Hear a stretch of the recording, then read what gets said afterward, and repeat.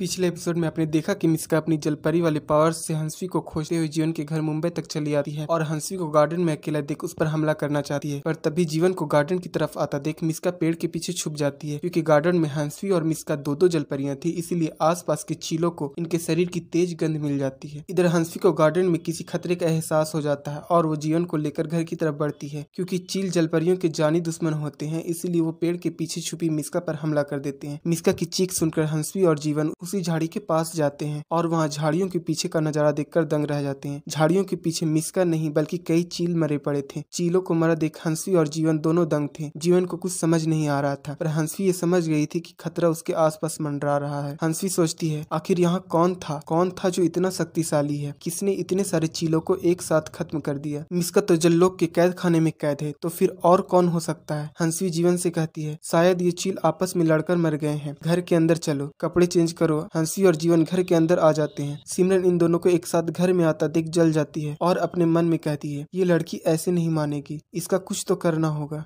इधर हंसवी और जीवन के गार्डन से जाते ही मिस्का मरे हुए चीलों के सामने आती है और कहती है, बेवकूफ चील, क्या लगा था तुम्हें कि मैं कोई मामूली जलजीव हूँ जिसे तुम बड़ी आसानी से नोच खाओगे? मिस्का हूँ मैं, मिस्का, 150 साल पुरानी जलपरी। अपार शक्तियां हैं मेरे पास। जो हाल मैंने तुम लोगों का किया है वही हाल मैं उस हंसवी का भी करूंगी। मिस्का अपने पावर से चीलों द्वारा दिए गए घावों को भर लेती है और अब घर के अंदर कैसे घुसा जाए ये सोचने लगती है और कुछ सोचकर वो मुस्कुराते हुए कहती है, आ रही हूँ मैं हंसवी। इधर हॉल में दादी जीवन और हंसवी को भीगा दे कहती है, मुझे पता था ये लड़का कभी नहीं सुधरेगा। ऐसे ही बचपन से मुझे पानी से भिगाता आया है और आज इस बच्ची को भिगा दिया। इस पर जीवन कहता है, पता नहीं क्यों दादी, पर पानी देखकर मुझसे कंट्रोल नहीं होता है। ऐसा लगता है जैसे पानी से मेरा कोई गहरा नाता है। जीवन के इस बात पर हंसवी जीवन का मुंह देखने लगती है। तभी हॉल में मानसी आती है और बड़ी माँ को आवाज देते हुए कहती है, भाभी देखिए आपके बेटे ने क्या किया है, खुद भी भीगा और हंसवी को भी भिगा दिया। अब अगर इसे जुकाम होती है तो आप ही संभालिएगा। तभी बड़ी माँ वहाँ आ जाती है और कहती है, कोई जुकाम नहीं होने दूंगी मैं अपने बेटे को। जीवन तुम जाओ और कपड़े बदल कर आओ, मैं अभी तुम्हारे लिए काढ़ा बना कर लाती हूँ। जीवन अपने कमरे में चेंज करने चला जाता है और हंसवी दादी के कमरे में जाने लगती है। तभी सिमरन हंसवी का पीछा करती है और कमरे में जाकर हंसवी का हाथ पकड़कर ऐड देती है। हंसवी कहती है, सिमरन ये तुम क्या कर रही हो? छोड़ो मेरा हाथ, मुझे दर्द हो रहा है। इस पर सिमरन कहती है, मैंने तुम्हें समझाया था ना कि जीवन से दूर रहो। क्यों गई थी तुम गार्डन में उसके साथ? पानी में भींगकर आई हो, तुम्हारी इतनी हिम्मत। ये कहकर सिमरन हंसवी को जोर से धक्का दे देती है, जिससे हंसवी का सर सामने दीवार पर जा टकराता है और उसे चोट लग जाती है। सिमरन हंसवी को खरी खोटी सुनाकर वहाँ से चली आती है। इधर हॉल में जीवन घड़ी देखकर कहता है, भाभी की फ्लाइट तो कब की आ चुकी है, ड्राइवर एयरपोर्ट तो गया है, फिर अभी तक ये लोग आए क्यों नहीं है? तभी डोरबेल बजती है और जीवन दौड़कर दरवाजा खोलता है और सामने वही होता है जिसका इंतजार मेरे सारे व्यूअर्स को था। जी हाँ, दरवाजे पर मिस्का अपने इंसानी रूप में खड़ी थी। मिस्का को दरवाजे पर देखकर हंसवी के तो होश ही उड़ जाते हैं। उसके पैरों तले की जमीन खिसक जाती है। हंसवी समझ जाती है कि उसे जिस खतरे का एहसास हो रहा था वो कोई और नहीं बल्कि मिस्का ही थी, और गार्डन में उसने जिस जलपरी को स्मेल किया वो भी मिस्का ही थी, और उन चीलों को भी मिस्का नहीं मारा था। घर वाले एक अनजान लड़की को अपने दरवाजे पर देखकर हैरान थे। जीवन कहता है, कौन हो तुम? पर मिस्का कोई जवाब नहीं देती और दौड़कर हंसवी से आकर लिपट जाती है और धीरे से हंसवी से कहती है, अगर मैं चाहूँ तो अभी तुम्हारा ये जादुई लॉकेट तोड़कर तुम्हारी जलपरी होने का सच सबके सामने ला दूं। अगर तुम चाहती हो कि तुम्हारे जलपरी होने का ये राज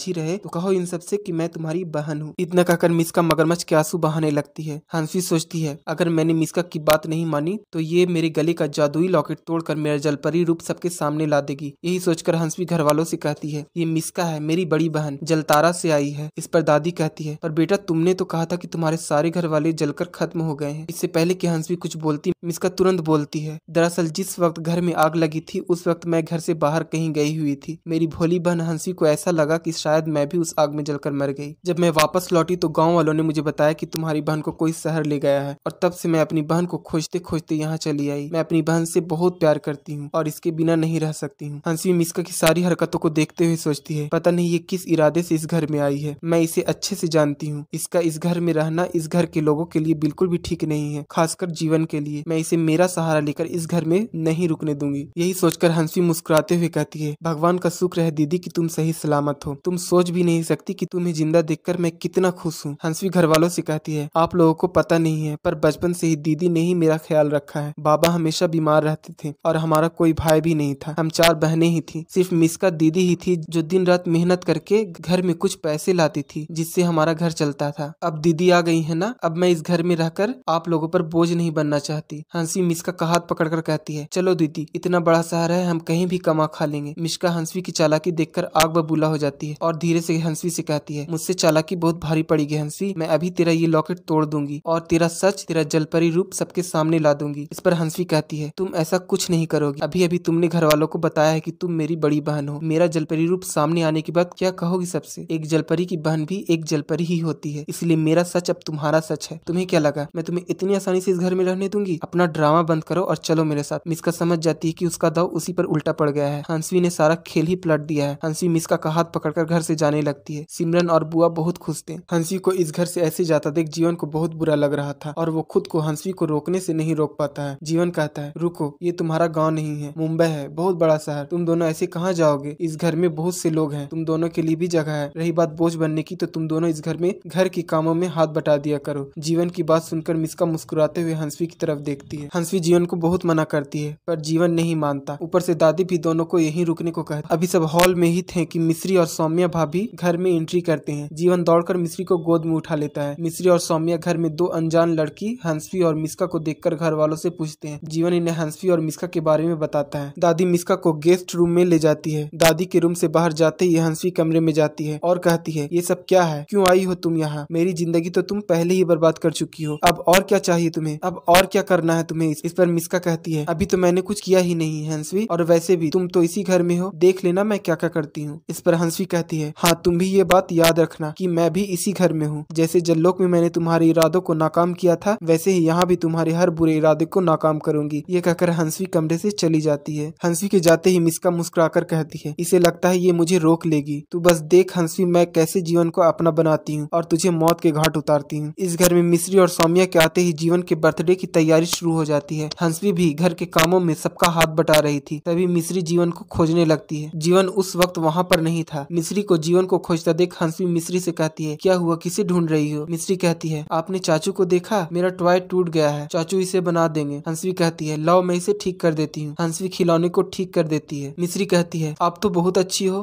कौन है आप? मेरा नाम मिश्री है, और आपका नाम क्या है? हंसवी अपना नाम बताती है। तभी मिश्री की नजर हंसवी के जादुई लॉकेट पर जाती है और मिश्री कहती है, वाह, इतना प्यारा लॉकेट, मुझे ये चाहिए। हंसवी एकदम से घबरा जाती है कि कहीं मिश्री लॉकेट मांगने की जिद न करने लगे। हंसवी मिश्री को समझाती है और मिश्री मान जाती है। इधर दादी जीवन से कहती है, जीवन, तुम्हारे बर्थडे में बहुत सारे लोग आएंगे। हंसवी और मिस्का के पास अच्छे कपड़े भी नहीं है, वो क्या पहनेंगी? जाकर दोनों के लिए कपड़े ले आओ। जीवन कहता है, हाँ दादी, मुझे तो ये याद ही नहीं था, मैं अभी जाकर दोनों के लिए कपड़े ले आता हूँ। जीवन कार की चाबी उठाता है और हंसवी से कहता है, हंसवी तुम भी चलो मेरे साथ, कुछ काम है मुझे। हॉल में सभी लोग थे। हंसवी सिमरन की तरफ देखती है और जाने से मना कर देती है। तभी सिमरन आकर जीवन का हाथ पकड़कर कहती है, चलो मैं चलती हूँ, वैसे भी मुझे तुम्हारे लिए गिफ्ट लेना था। सिमरन जीवन का हाथ पकड़कर चली जाती है। सिमरन को जीवन के साथ देखकर मिस्का को बहुत गुस्सा आता है और उसकी आंखें गुस्से से ग्लो करने लगती है। हंसवी मिस्का का चेहरा देख समझ जाती है कि उसे सिमरन पर गुस्सा आ रहा है। हंसवी सोचती है कहीं मिस्का गुस्से में सिमरन को कुछ कर ना दे। इधर शरद मिस्का को देखकर अब उसे छेड़ना शुरू कर देता है, पर बार बार हंसवी किसी तरह शरद को मिस्का के गुस्से से बचा रही। इधर जीवन और सिमरन मॉल में आते हैं। जीवन हंसवी, मिस्का और सिमरन के लिए 3 ड्रेसेस लेता है। सिमरन को ये बात अच्छी नहीं लगती है और रास्ते में कार में बैठी बैठी वो अपने नेल से हंसवी का कपड़ा फाड़ देती है, पर गलती से जो कपड़ा वो फाड़ती है वो हंसवी का नहीं बल्कि मिस्का का होता है। जीवन घर आकर हंसवी और मिस्का को उनकी ड्रेसेस देकर उन्हें तैयार होने को कहता है। हंसवी तैयार होकर नीचे आती है तो जीवन की नजर उस पर से हट ही नहीं रही थी। इधर मिस्का जब अपनी ड्रेस पहनने लगती है तो उसे फटा देखकर गुस्से में लाल हो जाती है। मिस्का अपने ड्रेस पर हाथ रखकर अपने पावर से पता कर लेती है कि ड्रेस किसने फाड़ी है। वो अपनी जादुई ताकत से अपने फटे ड्रेस को ठीक कर लेती है और ड्रेस पहनकर नीचे पार्टी में चली आती है। सिमरन अभी तैयार होकर नीचे नहीं आई थी। जीवन का सारा अटेंशन हंसवी की तरफ देखकर मिस्का जल जाती है और सोचती है, जब तक ये हंसवी यहाँ है जीवन मुझ पर ध्यान नहीं देगा। क्या करूँ मैं? इसे किस तरह यहाँ से दूर करूँ? कुछ तो करना होगा। तभी सिमरन तैयार होकर सीढ़ियों से नीचे आ रही थी। सिमरन को देखकर मिस्का को वो कपड़े फाड़ने वाली बात याद आ जाती है और मिस्का सिमरन को अपने जादुई ताकत से सीढ़ियों से गिरा देती है। सीढ़ियों से गिरने की वजह से सिमरन को काफी चोट आ जाती है। चोट की वजह से सिमरन को पार्टी छोड़कर कमरे में रेस्ट करने के लिए भेज दिया जाता है। मिस्का मुस्कुराकर कहती है, जीवन सिर्फ मेरा है, इसे मैं अपना जोड़ा बनाऊंगी। आज की पार्टी में जीवन के साथ कोई होगा तो वो सिर्फ मैं होंगी। सिमरन को तो ठिकाने लगा दिया, अब बारी है इस हंसवी की। ये कहकर मिस्का हंसवी की तरफ बढ़ती है। हंसवी दादी के साथ कुछ बातें कर रही थी। तभी मिस्का अचानक से हंसवी को जाकर हक करती है और दादी से कहती है, किसी की नजर न लगे, कितनी सुंदर लग रही है ना मेरी बहन। मिस्का हंसवी को हक करने के बहाने उसके गले के लॉकेट का लॉक खोल देती है, जिस बात का पता हंसवी को नहीं लग पाता है। थोड़ी देर बाद हंसवी को बुआ किचन से उनके लिए पानी लाने को भेजती है। हॉल से 2 कदम दूर होते ही उसे कुछ महसूस होता है और हंसवी अपने पैरों की तरफ देखती है और उसके होश उड़ जाते हैं। दरअसल हंसवी का जादुई लॉकेट पार्टी में ही कहीं गिर गया था और अब हंसवी अपने जलपरी रूप में आ चुकी थी। सौभाग्य से वो किचन के रास्ते में थी, जहाँ पर फिलहाल कोई नहीं था। हंसवी सोचती है, अब मैं क्या करूँ, कैसे आऊँ अपने इंसानी रूप में। सिर्फ वो जादुई लॉकेट ही है जो मेरा जलपरी रूप छुपा सकता है। पार्टी में तो इतने सारे लोग हैं, मैं वहाँ अपना लॉकेट कैसे ढूंढूं। तभी हंसवी को किसी के आने की आहट सुनाई देती है। हंसवी जल्दी से दीवार के पीछे छुप जाती है। हंसवी सोचती है, आज घर में बहुत सारे लोग हैं, अगर मैं ऐसे ही इधर उधर भटकती रही तो पक्का कोई न कोई मुझे इस जलपरी रूप में देख लेगा। मुझे खुद को छुपाना होगा। हंसवी किसी तरह सबकी नजरों से बचते हुए ऊपर अपने कमरे में जाकर चादर ओढ़कर अपनी पूंछ छुपा लेती है। इधर जीवन हंसवी को पार्टी में ना देखकर उसे खोजता हुआ हंसवी के कमरे में चला जाता है। सो गाइस, इस एपिसोड में इतना ही। क्या लगता है आपको, क्या जीवन देख लेगा हंसवी का जलपरी रूप? कैसे छुपाएगी हंसवी खुद को? जानने के लिए मेरे चैनल को सब्सक्राइब कीजिए और अपनी राय कमेंट बॉक्स में जरूर दीजिए। Thank you for watching.